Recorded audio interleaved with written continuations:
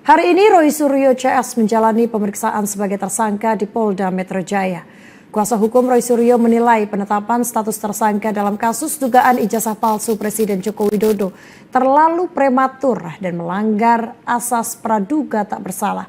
Untuk perkembangan di lokasi saat ini kita telah terhubung dengan reporter Garuda TV Mahesa Putra di Polda Metro Jaya.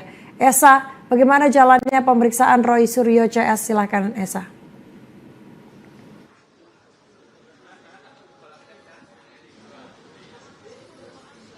Ya, selamat petang Cica dan juga pemirsa dari Ditreskrimum Polda Metro Jaya, di mana saat ini pemeriksaan terkait dengan tersangka Roy Suryo dan juga CS atas tudingan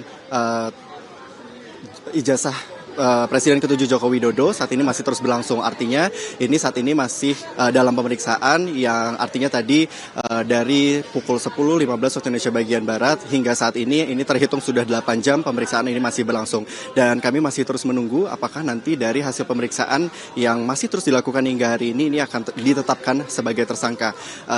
Cica dan juga pemirsa, tadi Roy Suryo bersama dengan dua tersangka lainnya yakni adalah Rismon Sianipar serta juga Dr. Tifa. Ini tiba di Polda Metro Jaya pada pukul 10.15 waktu Indonesia bagian Barat yang tentunya ini didampingi oleh tim kuasa hukumnya.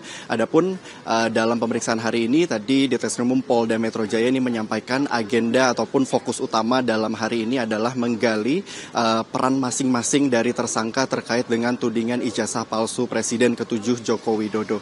Adapun setelah dilakukan penyidikan ini tim penyidik Polda Metro Jaya ini menetapkan 8 tersangka yang dibagi menjadi 2 klaster. Adapun Roy Suryo, kemudian juga Rismon Sianipar dan juga Dr. Tifa ini masuk ke klaster kedua dengan terjerat sejumlah pasal. Yang pertama adalah pasal 310 dan 311 KUHP terkait dengan pencemaran nama baik dan juga Cica sejumlah pasal terkait dengan Undang-Undang ITE serta juga Undang-Undang penyebaran informasi yang menyesatkan. Tadi setelah setibanya ketiga tersangka di Ditreskrimum Polda Metro Jaya, ini Roy Suryo sempat menyambangi kami para awak media untuk memberikan sejumlah pernyataan. Poin pertama adalah bagaimana Roy Suryo ini mengatakan kehadiran dirinya hari ini merupakan itikat baik untuk melakukan sejumlah verifikasi dan juga klarifikasi terhadap tim penyidik dari Ditreskrimum Polda Metro Jaya. Sementara poin kedua adalah bagaimana Roy Suryo menyampaikan bahwasannya dirinya sangat optimis apabila dirinya hari ini setelah melakukan pemeriksaan ini tidak akan ditahan. Tadi dirinya beserta dengan tim kuasa hukumnya memberikan 2 contoh,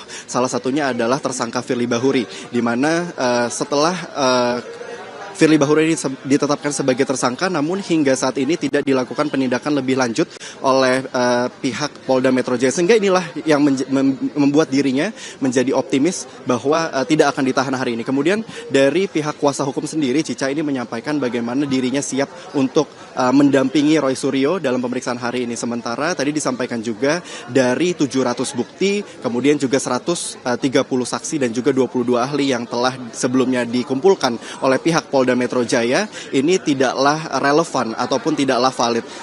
Kemudian juga dari Roy Suryo ini tadi menyampaikan bahwasannya pada pemeriksaan hari ini dirinya membawa sejumlah bukti yang dikirakan ini sangat kuat sekali untuk membantah seluruh bukti-bukti yang sebelumnya telah dikumpulkan oleh pihak Polda Metro Jaya. Cica, sementara kami masih terus menunggu karena ini kami para awak media masih berada di depan Ditreskrimum Polda Metro Jaya karena informasinya sebentar lagi di kurang lebih pukul 18.30 waktu Indonesia bagian Barat ini akan dilakukan konferensi pers terkait dengan apakah Roy Suryo beserta 2 tersangka lainnya ini ditetapkan sebagai tersangka atau tidak dari tuduhan ataupun tudingan dari ijazah palsu Presiden ke-7 Joko Widodo. Cica. Baik, terima kasih Mahesa Putra melaporkan langsung dari Polda Metro Jaya. Selamat bertugas kembali.